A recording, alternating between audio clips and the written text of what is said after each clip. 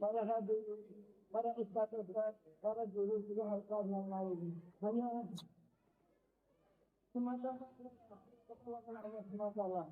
Kami jangan Allah sibukkan dengan kepandirian dan kata-kata pertemuan kami. Baik inilah besar pertolongan Allah. Yang kedua, para konstitusi kami baca, jangan kali mencari metode mengajar Al-Quran dengan tepat. Jangan sekali-kali mencari metode mengajar Al-Quran dengan tepat. Carilah setiap berakhir, walaupun lambat, walaupun 10 tahun yang jadi masalah. Ketahuilah, seluruh murid yang bukan penimang tadi masih jauh dari dapat membaca Al-Quran baik. Jauh, masih kita ingatkan.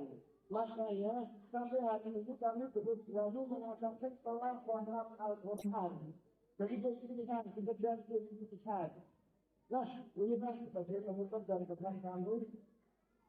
Dan kemudian kami terang kepada